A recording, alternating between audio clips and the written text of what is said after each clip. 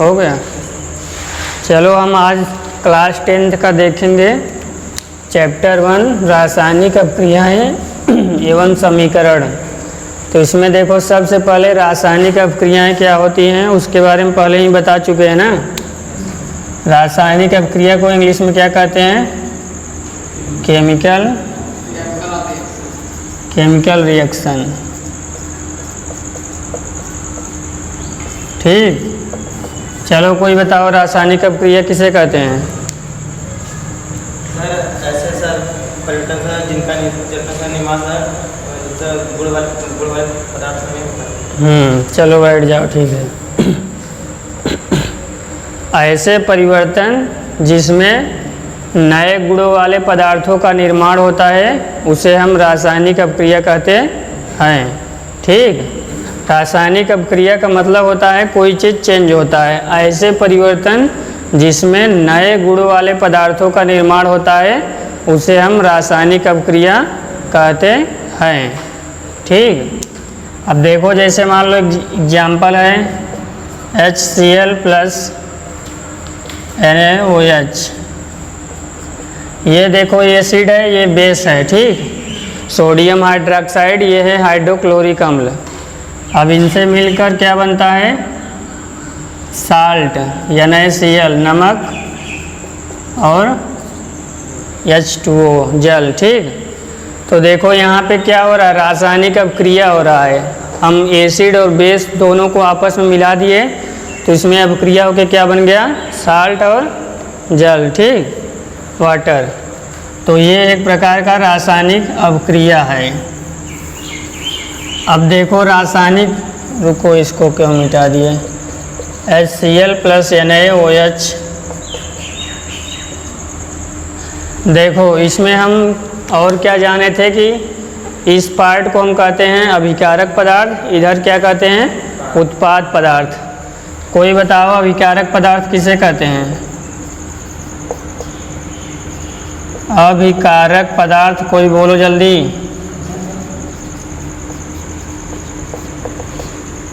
अभिकारक पदार्थ किसे कहते हैं? ऐसे पदार्थ जो रासायनिक अपक्रिया में हिस्सा लेते हैं उसे अभिकारक पदार्थ कहते हैं। चलो बैठ जाओ, ठीक है। देखो ऐसे पदार्थ जो रासायनिक अपक्रिया में हिस्सा लेते हैं ना, जैसे देखो ये रासायनिक अपक्रिया हो रही है, इसमें कौन कौन हिस्सा लिया है? हाइड्रोक्लोरिक अम्ल NaOH सोडियम हाइड्रोक्साइड। तो इन्हें हम अभिकारक पदार्थ कहेंगे। ऐसे पदार्थ जो रासायनिक अपक्रिया में हिस्सा लेते हैं उसे हम अभिकारक पदार्थ कहते हैं। सेकंड पार्ट हेडिंग क्या है? उत्पाद पदार्थ। उत्पाद पदार्थ, चलो इसको भी कोई बताओ। उत्पाद पदार्थ किसे कहते हैं? सर ऐसे पदार्थ हैं जिनका निर्माण सर हाँ सही है। ऐसे पदार्थ जिसका निर्माण रासायनिक अपक्रिया में होता है उसे हम उत्पाद पदार्थ कहते हैं। अनिकेत इधर ध्यान से देखो, नहीं पीटेंगे कब बोलोगे तो। ये रटना नहीं है साइंस ना, समझना है। समझे रहोगे तो कभी भी लिख सकते हो। ऐसे पदार्थ जिनका निर्माण रासायनिक अपक्रिया में होता है उसे हम उत्पाद पदार्थ कहते हैं। देखो ये हिस्सा लेते हैं तो इन्हें अभिकारक पदार्थ कहते हैं। इनसे मिलकर जो नया पदार्थ एक बनता है जिसका निर्माण होता है उसे हम उत्पाद पदार्थ कहते हैं। देखो तीर का एरो इधर रहेगा, इसका मतलब ये नहीं कि अभिकारक पदार्थ इधर ही रहेगा हमेशा। अगर तीर का निशान इधर हो जाए तो उत्पाद पदार्थ इधर हो जाएगा, अभिकारक इधर हो जाएगा। ठीक, तो इतना हम लोग जान गए रासायनिक अपक्रिया किसे कहते हैं। ऐसे परिवर्तन जिसमें नए गुणों वाले पदार्थों का निर्माण होता है। अभिकारक पदार्थ किसे कहते हैं? ऐसे पदार्थ जो रासायनिक अपक्रिया में हिस्सा लेते हैं। उत्पाद पदार्थ ऐसे पदार्थ जिनका निर्माण रासायनिक अपक्रिया में होता है। सबको याद हो गया ना? किसी को ना समझ आए तो पूछ लेना। अब चलो हम देखेंगे चौथा नंबर है रासायनिक अपक्रिया के उदाहरण, एग्जाम्पल।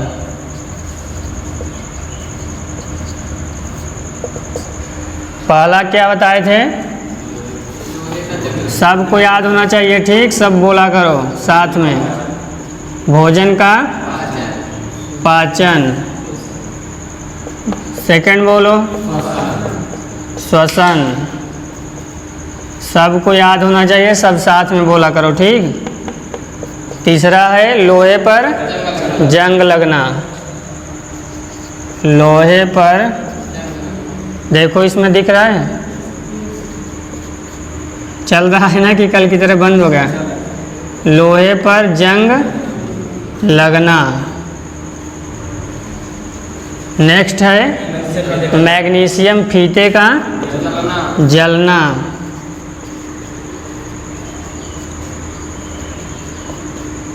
मैग्नीशियम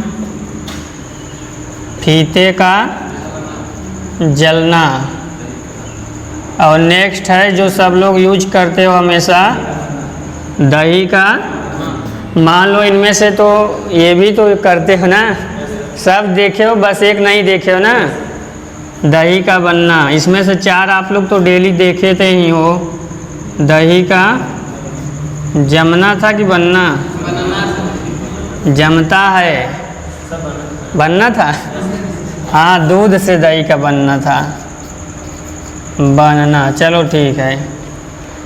देखो ये तो भोजन का पाचन डेली खाते हो, भोजन का पाचन कैसे होता है? ये भी एक प्रकार का रासायनिक अवक्रिया है ना। कैसे हम लोग कुछ भी खाते हैं वो पच करके विटामिन प्रोटीन के रूप में हमारे ब्लड में मिल जाता है। श्वसन हम करते हैं, O2 लेते हैं, CO2 बाहर निकालते हैं, तो ये भी एक प्रकार का चेंजिंग होता है, रासायनिक अवक्रिया का एग्जाम्पल है। लोहे पर जंग लगता है, जब कोई लोहा बारिश में मतलब वायु और नमी के संपर्क में बहुत ज़्यादा दिन तक रहता है तो उसमें क्या हो जाता है, उसका ऊपरी परत का क्षरण होने लगता है। उसी को हम बोलते हैं मोर्चा लग गया ना, धीरे धीरे उसका ऊपरी परत नष्ट हो जाएगा, कुछ समय बाद पूरा ख़त्म हो जाएगा।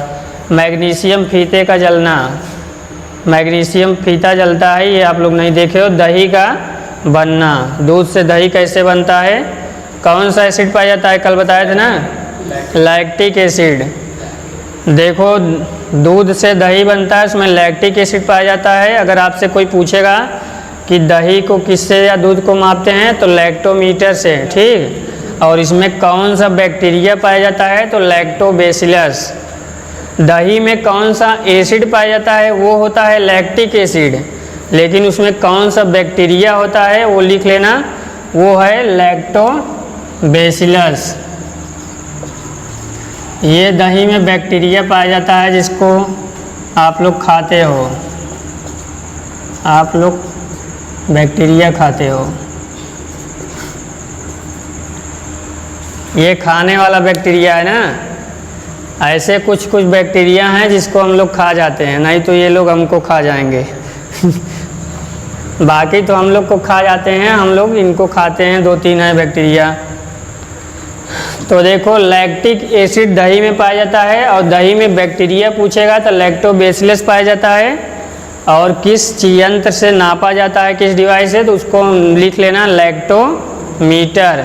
देखो दही का रिलेटेड जो भी क्वेश्चन आएगा लैक्टो है ना, लैक्टिक एसिड पाया जाता है, लैक्टोमीटर से नापा जाता है, लैक्टोबैसिलस इसका बैक्टीरिया है, ठीक। अब हम जानेंगे रासायनिक अवक्रिया के प्रेक्षण। इतना सबको याद है ना? चलो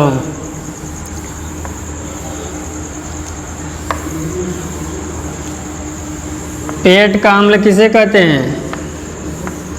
कल बताए थे, कोई एग्जाम्पल अभी फिर लिखे थे, उसको पेट का अम्ल भी कहते हैं, उस एसिड को। नहीं याद है? चलो देखो रासायनिक अवक्रिया के प्रेक्षण। प्रेक्षण क्या होता है बताए थे ना, कि मतलब किसी चीज़ की जांच करना। जैसे रासायनिक अवक्रिया हो रही है तो किस चीज़ों से, किन किन रीजन से हम पता कर सकते हैं कि रासायनिक अवक्रिया हो रही है ना। तो फर्स्ट नंबर पे क्या था? अवस्था में परिवर्तन, अवस्था में परिवर्तन, परिवर्तन, चेंज इन स्टेट। सेकंड है रंग में परिवर्तन, और लोग को नहीं याद है क्या? तापमान में change in colour, change in temperature, तापमान में परिवर्तन, गैस का निकलना यानी गैस का उत्सर्जन। ठीक, साइंस की भाषा में हम लोग लिखेंगे गैस का उत्सर्जन। पांचवा है अवक्षेप का बनना। अरे क्या बताएं तुम्हें, निर्माण बनना एक ही होता है ना। अवक्षेप का चलो निर्माण तुम्हारा ही लिख दे रहे हैं, हो गया। ये 5 एग्जाम्पल और 5 ये प्रेक्षण याद करना है। अवस्था में परिवर्तन, रंग में परिवर्तन, तापमान में परिवर्तन, गैस का उत्सर्जन, अवक्षेप का निर्माण। कोई भी रासायनिक अभिक्रिया होती है तो उसमें अवस्था में परिवर्तन हो जाएगा। जैसे अभी देखो दूध है, एकदम पूरा लिक्विड होता है, जब जम जाता है दही बन जाता है तो कैसा हो जाता है, थोड़ा सा उसकी अवस्था चेंज हो जाता है ना। किसी किसी चीज़ में रंग में परिवर्तन हो जाता है, पहले उसका कलर कैसा है बाद में कैसा हो जाता है। ठीक, तापमान में परिवर्तन, कुछ ना कुछ चेंजिंग आ जाता है। कोई भी टेम्परेचर उसका पहले ज़्यादा था तो कम हो जाता है, या कम था तो ज़्यादा हो जाता है। गैस का उत्सर्जन, जब भी कोई रासायनिक अभिक्रिया होती है तो उसमें गैस निकलता है ना, कल बताए थे। अवक्षेप का निर्माण। चलो इतना हो गया, स्टॉप कर दो, बंद ना करना, काटना नहीं, बस स्टॉप कर दो।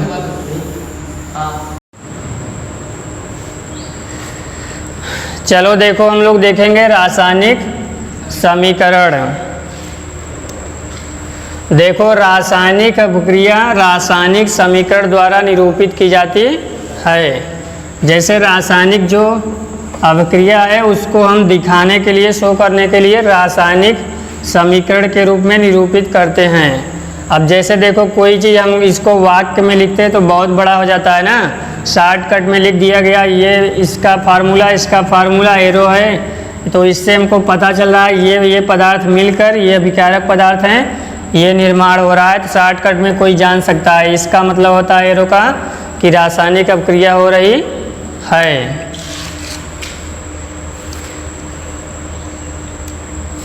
देखो रासायनिक समीकरण में जो इसके पदार्थ होते हैं, अभिक्रिया और उत्पाद पदार्थ, इनके रासायनिक सूत्र इनकी भौतिक अवस्था के साथ लिखे जाते हैं। ठीक, जैसे यहाँ पे ठोस रहेगा तो यहाँ पे लिख देगा ब्रैकेट में कि ठोस है, सॉलिड है।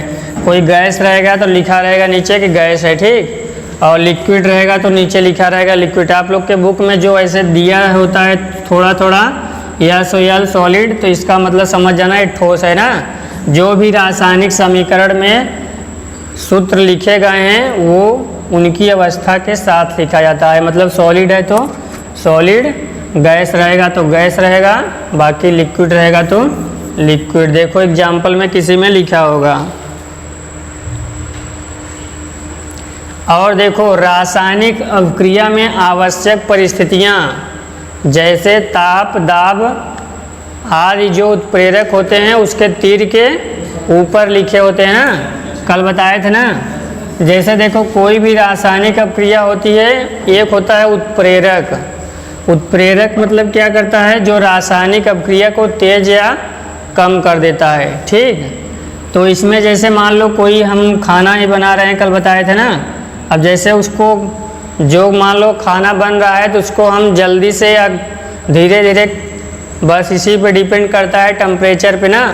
उसका टेम्परेचर बढ़ा दो जल्दी पक जाएगा, नहीं कम कर दो धीरे धीरे, तो इसी को बोलते हैं उत्प्रेरक। उत्प्रेरक में जैसे ताप, दाब बहुत सारे होते हैं, अलग अलग रासायनिक अभिक्रिया में अलग अलग उत्प्रेरक काम करते हैं। तो यहाँ पे बोल रहा है कि जो रासायनिक अभिक्रिया में उत्प्रेरक होते हैं वो तीर के निशान के ऊपर लिखे जाते हैं। जैसे मान लो यहाँ प्रकाश लिखना है, प्रकाश की उपस्थिति में कोई रासायनिक अभिक्रिया हो रहा है तो यहाँ पे प्रकाश लिखेंगे। ताप में हो रहा है तो ताप लिखेंगे, दाब हो रहा है तो दाब में। ठीक, तो ये इतना रासायनिक अभिक्रिया के बारे में है।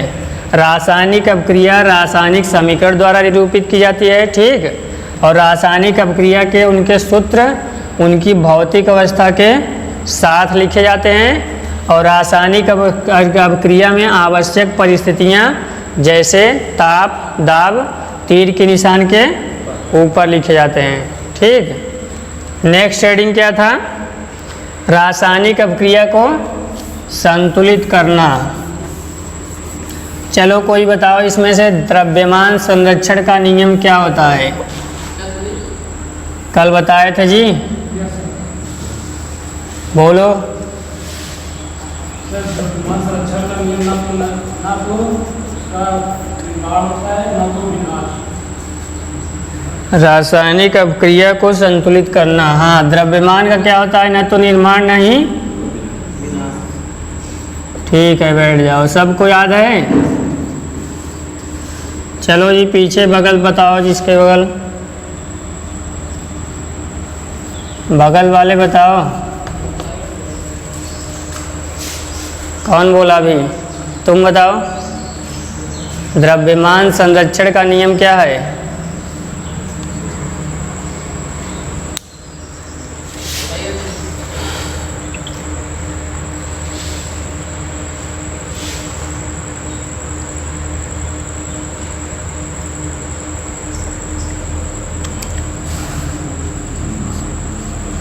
बोलो, नहीं याद है?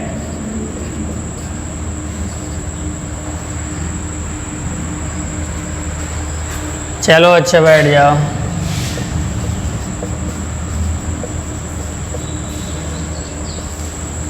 चलो देखो ध्यान से इधर, रासायनिक अभिक्रिया को संतुलित करना। देखो संतुलित करने की ज़रूरत क्यों पड़ी रासायनिक अभिक्रिया को? अब देखो जैसे रासायनिक अभिक्रिया है H2+O मिलके क्या बनता है? H2O जल। ठीक, रासायनिक अभिक्रिया को संतुलित करने की क्यों ज़रूरत पड़ी? देखो एक द्रव्यमान संरक्षण का नियम होता है कि इस नियम के अनुसार द्रव्यमान का न तो विनाश होता है और न ही निर्माण होता है।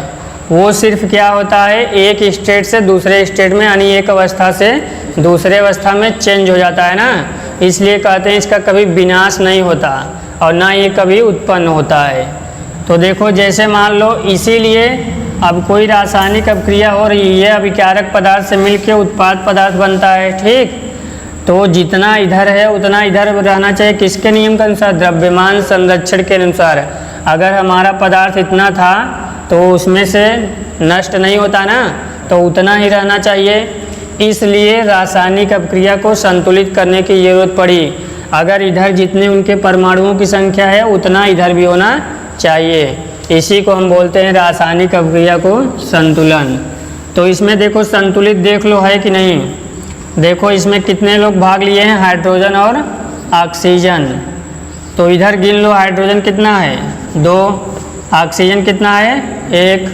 इधर देख लो उत्पाद में हाइड्रोजन कितना है? 2, ऑक्सीजन कितना है? 1।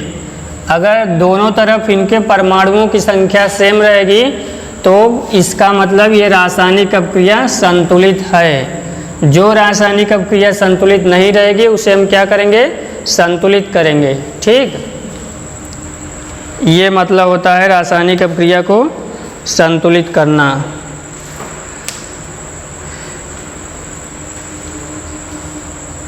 और देखो रासायनिक अभिक्रिया के पहले, ये मिटा दें, और आप लोग को क्या बताए थे? रासायनिक अभिक्रिया के पहले अभिकारक पदार्थ तथा रासायनिक अभिक्रिया के पश्चात उत्पाद पदार्थ के तत्वों की परमाणुओं की संख्या क्या होती है? बराबर होनी चाहिए ना। इसी को हम कहते हैं रासायनिक अभिक्रिया को संतुलित करना। अगर बराबर रहेगा तो संतुलित है, नहीं बराबर है तो नहीं संतुलित है। ठीक, चलो देखो ये रासायनिक अभिक्रिया का सबसे अच्छा एग्जाम्पल है। ठीक, देखो भौरे के काटने पे क्या लगाते हैं? चूना लगाते हैं ना। वो चूना लगाना नहीं, किसी को चूना लगा देते हैं। तो भौरे के काटने पे चूना लगाते हैं। तो हम लोग देखो इसको देखेंगे साइंटिफिक रीजन से क्यों चूना लगाते हैं। देखो भौरा जो होता है उसमें क्या पाया जाता है? फार्मिक एसिड का फार्मूला होता है HCOOH। और जो चूना हम लोग लगाते हैं तो उसका फार्मूला क्या होता है CaO, कैल्शियम ऑक्साइड। तो देखो जो मान लो जैसे किसी को भौरा यहाँ पे काट लिया तो यहाँ पे फार्मिक एसिड है और कैल्शियम ऑक्साइड यानी चूना यहाँ पे लगा देते हो, तो दोनों मिल के जब रिएक्शन करता है तो क्या बनता है, कैल्शियम कार्बोनेट जो गैस बन के उड़ जाता है, बाकी जो बचता है जहर या विष वो पानी बन जाता है ना। इसलिए भौरे के काटने पे चूना लगाते हैं, सही हो जाता है। ठीक। और देखो फार्मिक एसिड किस में पाया जाता है, सांप में, बिच्छू में, चींटी में, नेटल का पौधा, इसमें ये भी लिख देना भौरा। ठीक, समझ आया ना कि भौरे के काटने पे हम लोग चूना क्यों लगाते हैं, इसी से सही हो जाता है। ये HCOOH फार्मिक एसिड का फार्मूला है, ये CaO कैल्शियम ऑक्साइड चूना का सूत्र है, ये कैल्शियम कार्बोनेट H2O बन जाता है। और फार्मिक एसिड देखो किस में, जैसे जिस चीज़ में ज़्यादा पाया जाएगा फार्मिक एसिड उसमें उतना ज़्यादा विष होता है। जैसे देखो सांप काटता है तो ज़्यादा असर करता है, बिच्छू में भी करता है। अब चींटी तो बहुत छोटी सी है ना, किसी को काटेगी तो बहुत कम दर्द होता है, तो उसमें कितना जहर रहेगा, लेकिन सब में यही पाया जाता है फार्मिक एसिड। और फार्मिक एसिड का रिएक्शन होता है चूने के साथ तो ये बनता है कैल्शियम कार्बोनेट जल। ये भी संतुलित नहीं है, संतुलित कर लोगे तो इक्वल हो जाएगा। ठीक, चलो बस करो।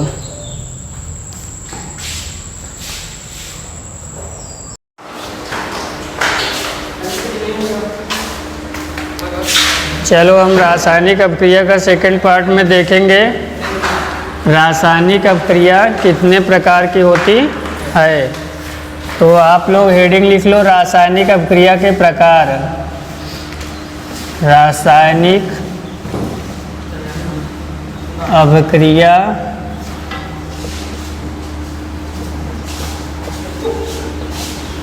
के प्रकार।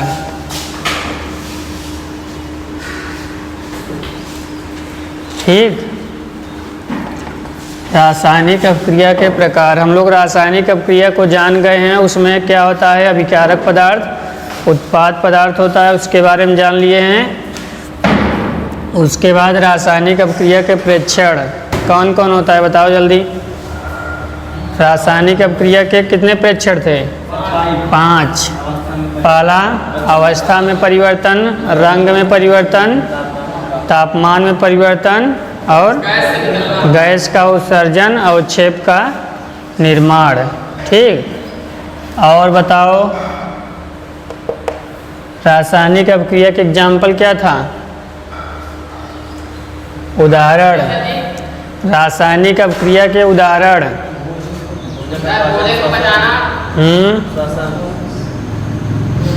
भोजन का पचना, ठीक, दही का जमना, श्वसन, लोहे पर जंग लगना, मैग्नीशियम फीते का जलना। क्रम से याद करो ना। देखो सबसे पहले क्या लिखाए थे, भोजन का पाचन, उसके बाद श्वसन, फिर थर्ड था लोहे पर जंग लगना, उसके बाद मैग्नीशियम फीते का जलना, फिर लास्ट था दही का बनना। ये हैं रासायनिक अपक्रिया के उदाहरण। बहुत से उदाहरण हैं, लेकिन ये सब उदाहरण ऐसे हैं जो डेली लाइफ में यूज होते हैं। तो चलो हम लोग देखेंगे आज रासायनिक अपक्रिया के प्रकार में। पहला है संयोजन अपक्रिया। हेडिंग लिख लो सब लोग, संयोजन अपक्रिया।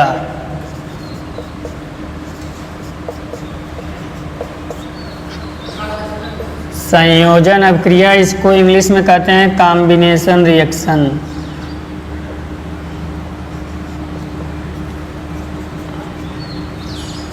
कॉम्बिनेशन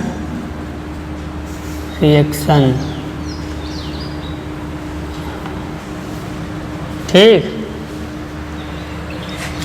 चलो इसमें लिखो, इस अपक्रिया में, संयोजन अपक्रिया में नोट करो, इस अपक्रिया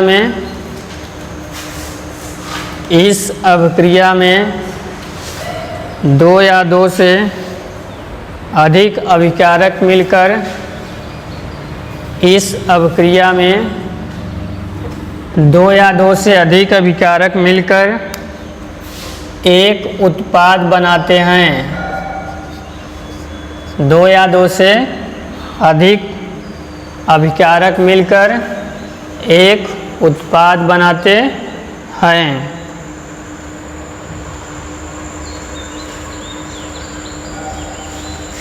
हो गया? एक उत्पाद बनाते हैं। देखो, इस अभिक्रिया में दो या दो से अधिक अभिकारक मिलकर, मान लो एक अभिकारक पदार्थ A है, दूसरा क्या है B है, दोनों मिलकर क्या निर्माण कर रहे हैं? ओनली C का ना।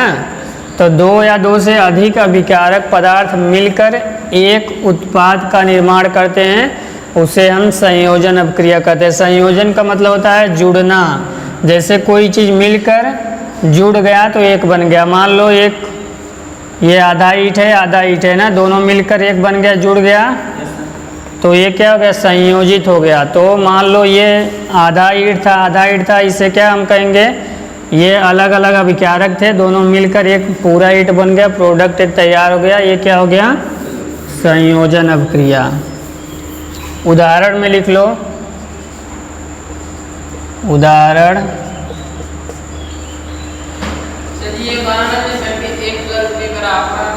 वो भी लिख लो ऊपर। ये समझने के लिए ना, दो अभिकारक पदार्थ मिलकर एक उत्पाद का निर्माण करते हैं, उसे हम क्या कहते हैं? संयोजन अभिक्रिया कहते हैं। आप लोग इससे सिर्फ समझ सकते हैं इसको देख कर कि दो अभिकारक पदार्थ या दो से अधिक मिलकर एक उत्पाद का निर्माण करते हैं, उसे हम संयोजन अभिक्रिया कहते हैं। एग्जाम्पल लिख लो, जैसे फर्स्ट कोयले का जलना, कोयले का जलना। अब बताओ कोयला में क्या पाया जाता है? कोयला में क्या पाया जाता है? काला होता है ना। काला मतलब कार्बन। तो कार्बन है, कैसा होता है? ठोस। तो इस कल हम लोग पढ़े थे ना, जो भी होगा उसकी अवस्था उसके नीचे ब्रैकेट में शो कर देंगे। O2, तो O2 कैसा होता है? किस अवस्था में? गैस की अवस्था में। तो इसको क्या लिखोगे? G। अब बताओ आप लोग खुद, कोयले का जलना एक रासायनिक अभिक्रिया है। कौन सी अभिक्रिया है? संयोजन अभिक्रिया है। तो इससे क्या बनेगा? अगर कोयला है, ऑक्सीजन की उपस्थिति में जल रहा है, तो हमको क्या मिलेगा? बाहर क्या मिलेगा? Carbon dioxide. इसी को देख के बता दो ना, CO2। तो मतलब कार्बन होता है कोयले में, सॉलिड है, ठीक। कोई भी चीज़ ऑक्सीजन की उपस्थिति में जलता है तो क्या होता है? तभी जलता है जब ऑक्सीजन होता है। अगर ऑक्सीजन नहीं रहेगा तो नहीं जलेगा। तो दोनों का अगर रिएक्शन होगा तो CO2 हो गया। कोयला जलाओ, जलने के बाद क्या होगा? ऊपर तो कुल धुआं निकलेगा ना, कार्बन डाइऑक्साइड। तो ये हुआ संयोजन अभिक्रिया का रिएक्शन। दूसरा लिख लो, इसको नोट करो जल्दी से। जल का निर्माण लिख लो सेकंड। जल का निर्माण, ठीक। जल का निर्माण में देखो, सबसे पहले क्या चाहिए? H2, ठीक। हाइड्रोजन प्लस O2, तो बन जाएगा 2H2O। ये देखो क्या है? समीकरण संतुलित है। मिलाओ जल्दी, है कि नहीं है?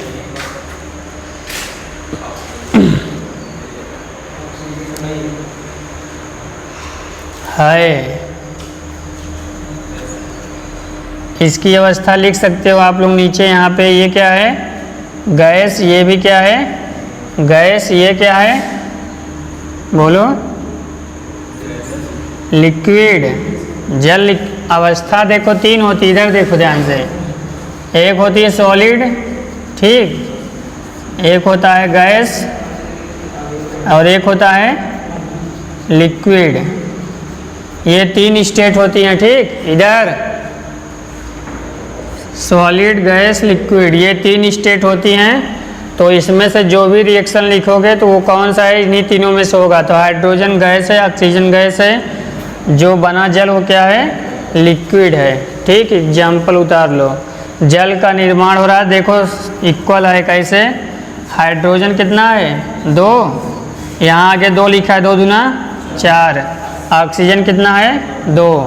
तो देखो ये हाइड्रोजन 2 तो है ही, आगे 2 लिखा है, 2 से गुणा करो, 2 दूना 4, और 2 का गुणा O में होगा तो O 2 है ना, और यहाँ भी O 2 है। तो देखो जो चीज़ ऐसे लिखा है तब भी O प्लस O है ना, अगर ऐसे O2 लिखा है तब भी ये 2 है, O और O, ठीक। चलो अब सेकेंड इसको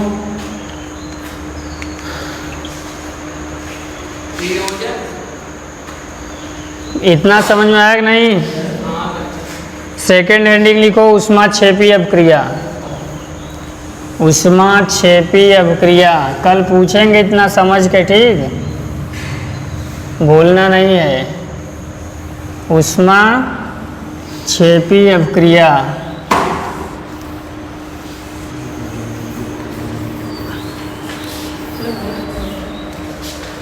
चलो देखो सेकेंड हेडिंग लिखो ऊष्माक्षेपी,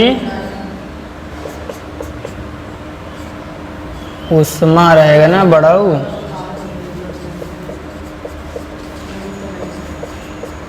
ऊष्माक्षेपी अपक्रिया, बात नहीं।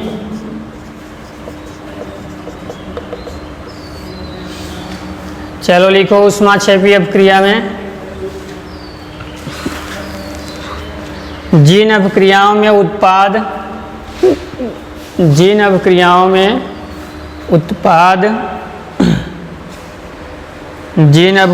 उत्पाद के निर्माण के साथ साथ ऊष्मा का भी उत्सर्जन होता है, जिन अपक्रियाओं में उत्पाद के साथ साथ ऊष्मा का भी उत्सर्जन होता है उसे ऊष्माक्षेपी अपक्रिया कहते हैं। जिन अपक्रियाओं में उत्पाद के साथ साथ उत्पाद के साथ साथ ऊष्मा का भी उत्सर्जन होता है उसे ऊष्माक्षेपी अपक्रिया कहते हैं।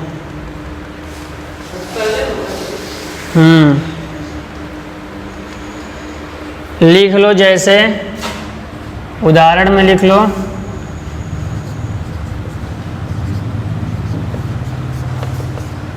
उदाहरण में लिख लो, प्राकृतिक गैस का दहन, प्राकृतिक यानी नेचुरल गैस, ठीक, प्राकृतिक गैस का दहन। ध्यान से देखो, CH4 प्लस O2, CH4 किसका फार्मूला है,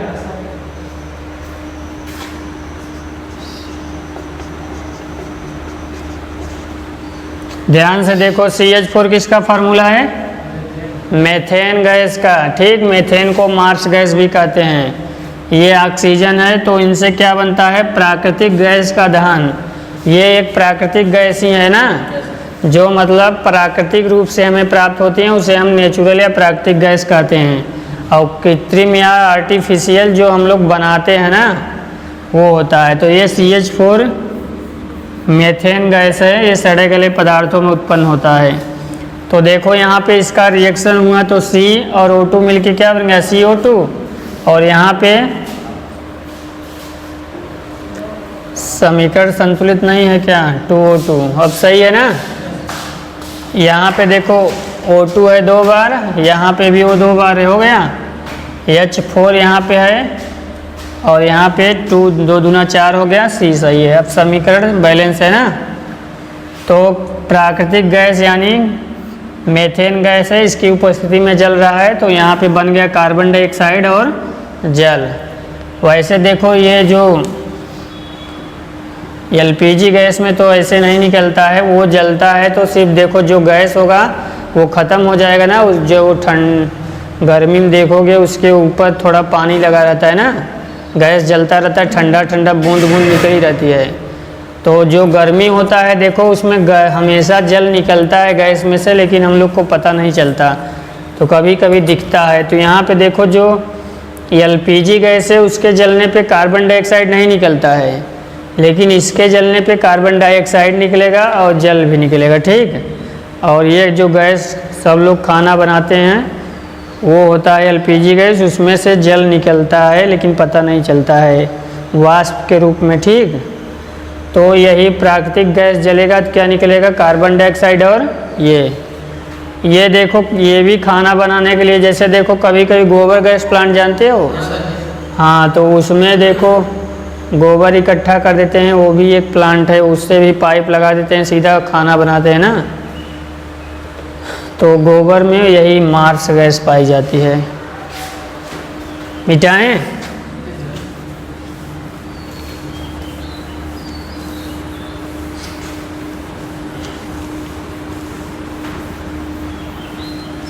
चलो हम थर्ड पार्ट जानेंगे। बताओ याद हो गया ऊष्माक्षेपी ना? ऊष्माक्षेपी अभिक्रिया क्या है? जिनमें उत्पाद पदार्थ के साथ साथ ऊष्मा का भी उत्सर्जन होता है उसे हम ऊष्माक्षेपी कहते हैं। लिखो थर्ड हेडिंग वियोजन अभिक्रिया।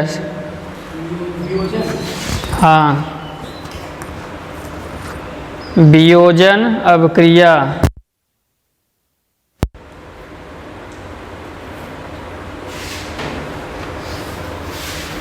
वियोजन अभिक्रिया,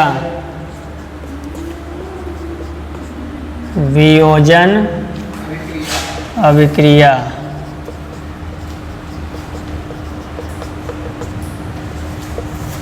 ठीक। चलो वियोजन अभिक्रिया के बारे में लिखो। दो याद नहीं, इसमें दो नहीं लिखना है।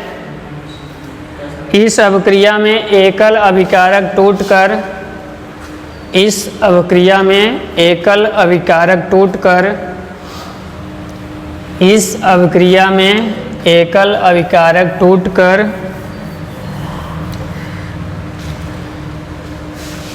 एकल अभिकारक टूटकर दो या उससे अधिक उत्पाद बनते हैं। एकल अभिकारक टूटकर दो या उससे अधिक उत्पाद बनते हैं। इस अभिक्रिया में एकल अभिकारक टूटकर दो या उससे अधिक उत्पाद बनते हैं। हो गया? दो या दो से अधिक होकर इस अभिक्रिया में एकल अभिकारक टूटकर दो या दो से अधिक उत्पाद बनते हैं। ध्यान से देखो, संयोजन में क्या था, दो या दो से अधिक अभिकारक पदार्थ मिलकर एकल उत्पाद पदार्थ का निर्माण करते थे। इसमें क्या है, एकल अभिकारक, एकल मतलब एक, जो अभिकारक है वो कितना है, एक रहेगा तभी तो टूटेगा, और जो चीज़ दो था तो वो जुड़ के एक हुआ था तो वो संयोजन हुआ था। इसमें वियोजन मतलब बिखरेगा। तो एकल अभिकारक पदार्थ टूटकर दो या दो से अधिक उत्पाद में बनता है, इसे हम क्या कहते हैं, वियोजन अभिक्रिया। अब देखो वियोजन अभिक्रिया भी दो प्रकार की होती है, तो इसका फर्स्ट लिख लेना, ऊष्मीय वियोजन। लिखो हेडिंग, ऊष्मीय वियोजन, ठीक। लिखो इसमें ऊष्मीय वियोजन में ऊष्मा द्वारा किया गया वियोजन। इसके आगे लिख लो, ऊष्मा द्वारा किया गया वियोजन। इसमें इसके आगे ऊष्मीय वियोजन में क्या होता है, ऊष्मा द्वारा किया गया वियोजन को हम क्या कहते हैं, ऊष्मीय वियोजन। इसका एग्जाम्पल आप लोग लिख लो,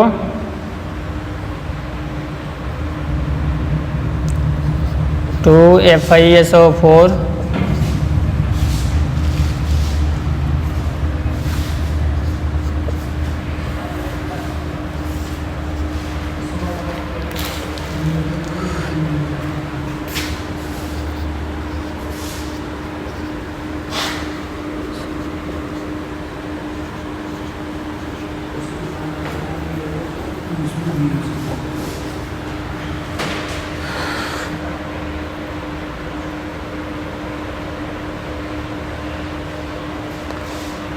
Fi2O3 ये रुके रहो। Fi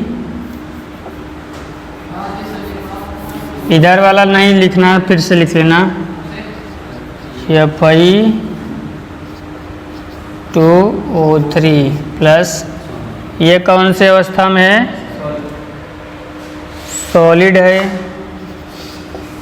प्लस SO2 कौन से अवस्था में है? गैस। फिर प्लस SO3 गैस। बस प्लस और है ना, बस इतना ही है।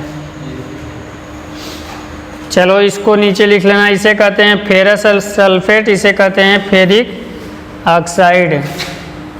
ये है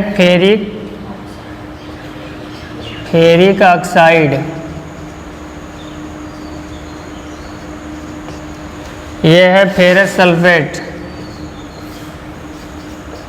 फेरस सल्फेट। ठीक, देखो ध्यान से इधर। वियोजन क्या होता है? इसमें एकल अभिकारक पदार्थ टूटकर दो या दो से अधिक उत्पाद पदार्थ में बनते हैं ना, यानी एक टूटता है, दो प्रोडक्ट तैयार होता है। तो इसका दो प्रकार से टूटना होता है। वियोजन का मतलब टूटना।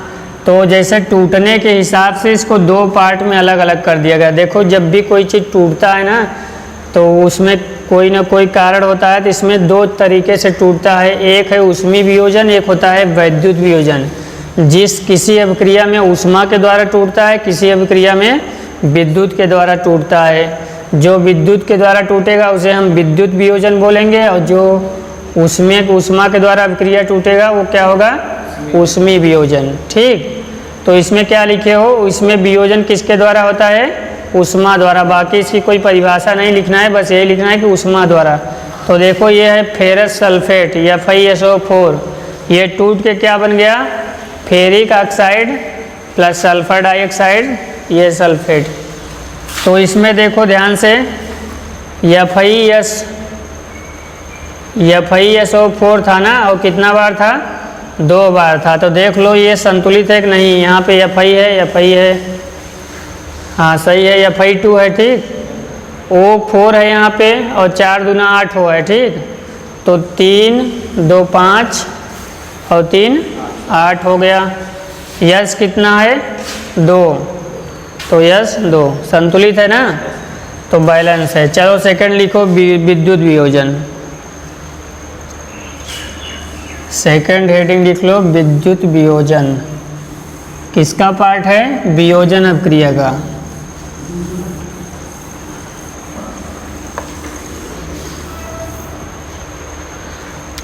क्या है? विद्युत वियोजन।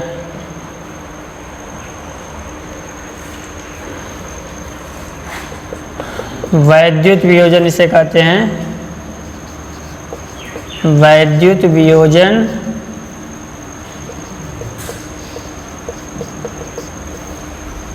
चलो इसके बारे में लिखो, विद्युत धारा प्रवाहित कर होने वाला वियोजन। विद्युत धारा प्रवाहित कर होने वाला वियोजन। वैद्युत धारा प्रवाहित कर होने वाला वियोजन। वैद्युत धारा प्रवाहित कर होने वाला वियोजन। हो गया? स्टॉप करो थोड़ा।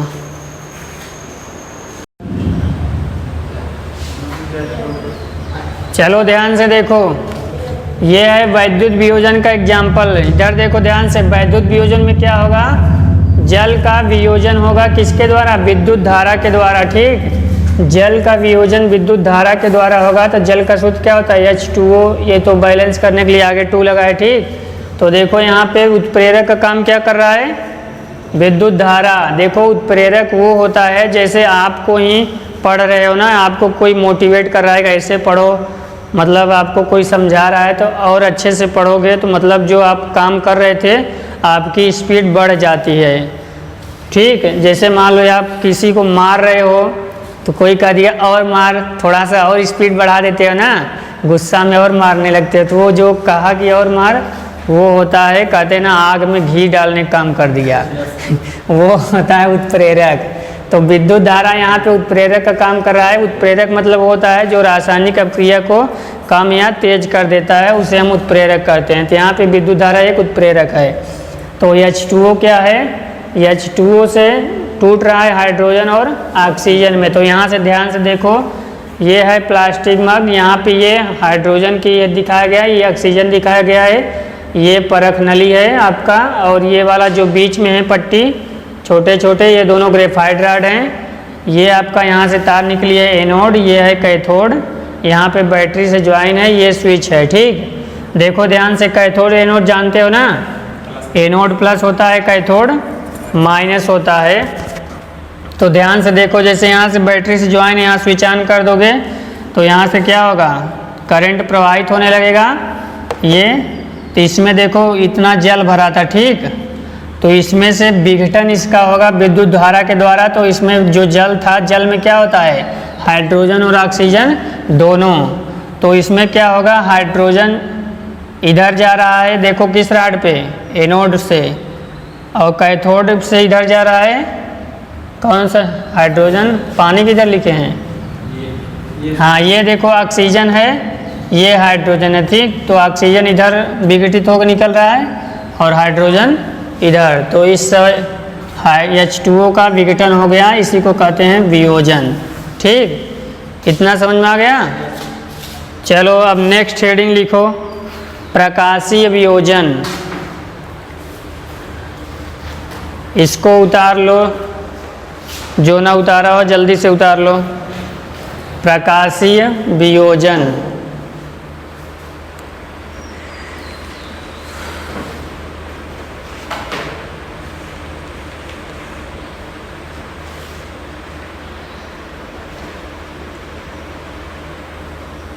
नेक्स्ट हेडिंग लिखो, प्रकाशीय वियोजन में,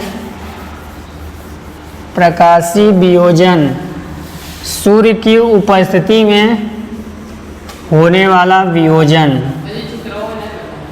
मार के हड्डी तोड़ देंगे, इतने देर से क्या हो रहा है। चलो अब बनाना तुम कल, हाँ देख लेना वीडियो। सूर्य की उपस्थिति में हेडिंग बोले हैं प्रकाशीय वियोजन। ठीक, नीचे लिखना है आपको डैश करके, सूर्य की उपस्थिति में होने वाला वियोजन। चलो देखो हेडिंग क्या है, प्रकाशीय वियोजन। ठीक, देखो ध्यान से इधर, पहले हम लोग संयोजन जान गए, वियोजन 3 हो गया ना, एक हो गया विद्युत वियोजन, एक हो गया ऊष्मीय वियोजन, ये थर्ड है क्या है, प्रकाशीय वियोजन। वियोजन को हम लोग अलग अलग इसलिए किए हैं, देखो मतलब उसमें वियोजित किसके द्वारा होता है, उसके आधार पे वियोजन 3 पार्ट हो गया। पहला क्या है, प्रकाशीय वियोजन। ठीक, पहला नहीं, पहला तो क्या था, पहला था आपका ऊष्मीय वियोजन, फिर विद्युत वियोजन, ये तीसरा है प्रकाशीय वियोजन। तो जिसमें प्रकाश के द्वारा वियोजन होगा उसे हम प्रकाशीय वियोजन कहेंगे, जिसमें ऊष्मा के द्वारा वियोजन होगा उसमें हम ऊष्मीय वियोजन कहेंगे, और जिसमें विद्युत धारा के द्वारा वियोजन हुआ उसे हम क्या कहेंगे, वैद्युत वियोजन। ठीक, तो इसमें आप लोग नोट कर लो, प्रकाश के द्वारा होने वाला वियोजन, प्रकाश के द्वारा होने वाला वियोजन। इसमें आप लोग उदाहरण लिखो,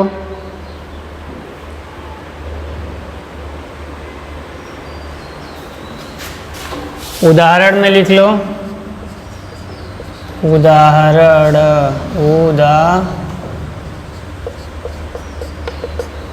चलो देखो 2AgCl, इसका वियोजित हो जाएगा तो बन जाएगा Ag + Cl, यही है ना, 2AgCl 2AgCl2। अब इसमें देखो Ag क्या है,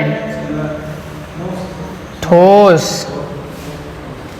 ठीक, अभी तो ये देखो इस अवस्था में तो पूरा सॉलिड था, लेकिन अब क्या हो गया, ये सॉलिड और ये गैस, क्लोरीन गैस होती है ना। तो देखो ये क्या है, प्रकाशीय वियोजन। तो यहाँ पे प्रकाश के द्वारा वियोजन हो रहा है, तो यहाँ पे उत्प्रेरक कौन है, प्रकाश।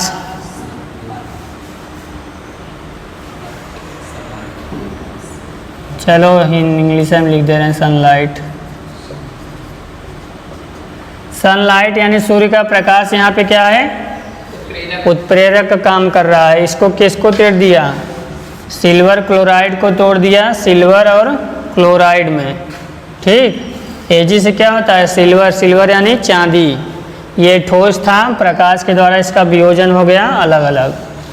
अब देखो कैसे प्रकाश के द्वारा वियोजन हुआ होगा। मान लो जैसे कोई चीज़ होता नहीं है, अभी घर में रखे हो तो ऐसे पड़ा है, अगर धूप में रख दो तो पिघल जाता है ना, जैसे घी हो गया। तो इसमें मान लो ये Ag है, Cl है, तो इसको प्रकाश की उपस्थिति में रखने पर ही ये दोनों अलग अलग हो जाते हैं। तो इसे हम बोलते हैं प्रकाशीय वियोजन। एक एग्जाम्पल और है, लिख लो 2AgBr, सिल्वर ब्रोमाइड। तो ये भी लिख लेना, सनलाइट, सनलाइट की उपस्थिति में टूटेगा तो हो जाएगा 2AgBr2। ये सॉलिड है ना, ये गैस।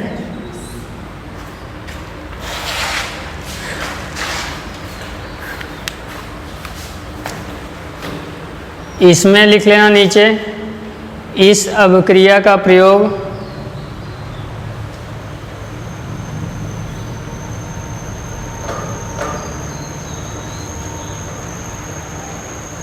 श्वेत श्याम फोटोग्राफी में होता है। श्वेत श्याम, कितना अजीब नाम दिया ना, वाइट ब्लैक फोटोग्राफी। श्वेत श्याम, श्वेत श्याम फोटोग्राफी में होता है। फोटोग्राफी वाला देखे हो ना, श्याम श्वेत है। चलो वही एक का ही हुआ, श्याम श्वेत और श्वेत श्याम। आप लोग देखे हो पहले फोटो कैसे आता था, पहले क्या अब भी आता, रंगीन नहीं, ब्लैक वाइट ना, वाइट ब्लैक, यही तो लिखा है ब्लैक व black and white. Black miss होता है श्याम, जैसे श्यामपट कहते हैं ना, श्यामपट काला होता है। श्याम मतलब काला, पट माने ये जो स्थान होता है, तो ये श्याम मतलब काला यानी ब्लैक।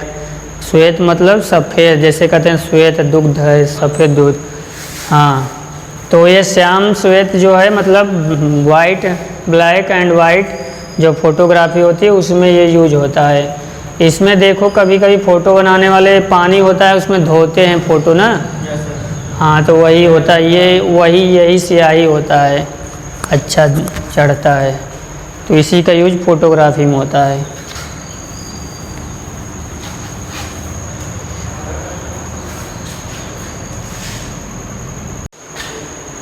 चलो देखो लास्ट हेडिंग आज के लिए लिख लो, ऊष्माशोषी अभिक्रिया। हो गया।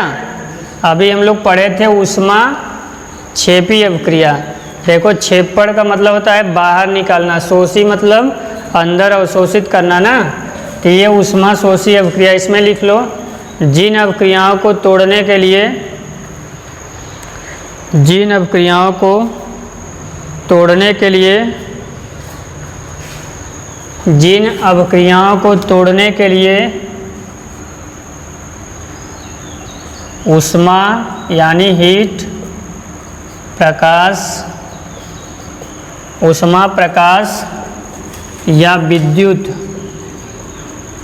ऊष्मा प्रकाश या विद्युत ऊर्जा की आवश्यकता होती है, जिन अभिक्रियाओं को, जिन अभिक्रिया में अभिकारकों को तोड़ने के लिए, क्या लिखे हो, जिन अभिक्रियाओं, रुक जाओ एक मिनट, तो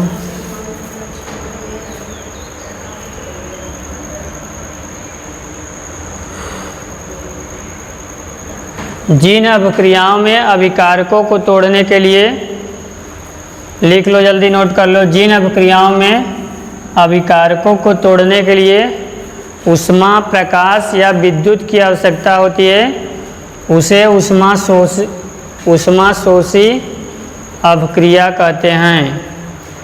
उसे ऊष्माशोषी अभिक्रिया कहते हैं।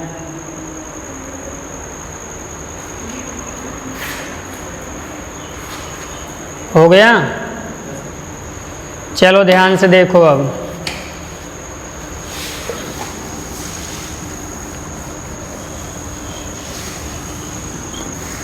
एक बार सब लोग ध्यान से इधर समझो, ठीक। सबसे पहले हम लोग पढ़े हैं संयोजन अभिक्रिया, ठीक। संयोजन अभिक्रिया यानी कॉम्बिनेशन रिएक्शन। संयोजन में क्या है, जैसे A+B, जब दो अलग अलग अभिकारक पदार्थ मिलकर एकल उत्पाद पदार्थ का निर्माण करते हैं उसे हम क्या कहते हैं, संयोजन अभिक्रिया। जैसे आपके सामने बहुत है ना, H2+O H2O संयोजित हो गया। इसी तरह दूसरा क्या पढ़े हो, ऊष्माक्षेपी अभिक्रिया। ऊष्माक्षेपी अभिक्रिया में क्या है, जिन अभिक्रिया में उत्पाद पदार्थ के, इधर देखो जी, जिन अभिक्रिया में उत्पाद पदार्थ के साथ साथ ऊष्मा का भी उत्सर्जन होता है। ऊष्माक्षेपी मतलब जो अभिक्रिया हो रही है उसके साथ साथ ऊष्मा भी बाहर निकलेगा ना। तो जैसे मान लो इधर देखो, ये कोई अभिक्रिया हो रही है, मान लो ये पदार्थ बन गया C, तो इसके साथ साथ क्या निकलेगा, ऊष्मा। मान लो ये दोनों अभिक्रिया हो गया, इसमें से एक पदार्थ बन गया उत्पाद पदार्थ C और प्लस इसमें से ऊष्मा भी निकला, तो इसमें क्या कहेंगे, ऊष्माक्षेपी। उसके बाद क्या पढ़े हो, वियोजन अभिक्रिया। वियोजन में क्या होता है, जब एकल अभिकारक पदार्थ टूटकर दो या दो से अधिक उत्पाद बनते हैं तो उसे हम क्या कहते हैं, वियोजन। हम लोग वियोजन 3 पढ़े हैं, एक ऊष्मी वियोजन, एक वैद्युत वियोजन, एक प्रकाशी वियोजन। जिसमें ऊष्मा के द्वारा वियोजन होगा उसे ऊष्मी वियोजन कहेंगे, जिसमें प्रकाश के द्वारा वियोजन होगा यानी टूटेगा उसे प्रकाशी वियोजन कहेंगे, और जिसमें वैद्युत के द्वारा होगा उसे वैद्युत वियोजन कहेंगे। उसके बाद क्या हम लोग जाने हैं, अभी जो लिखे हो ऊष्माशोषी, जिसमें जिस अभिक्रिया में अभिकारकों को तोड़ने के लिए प्रकाश, ऊष्मा या विद्युत की आवश्यकता होती है उसे क्या कहते हैं, ऊष्माशोषी अभिक्रिया, ठीक।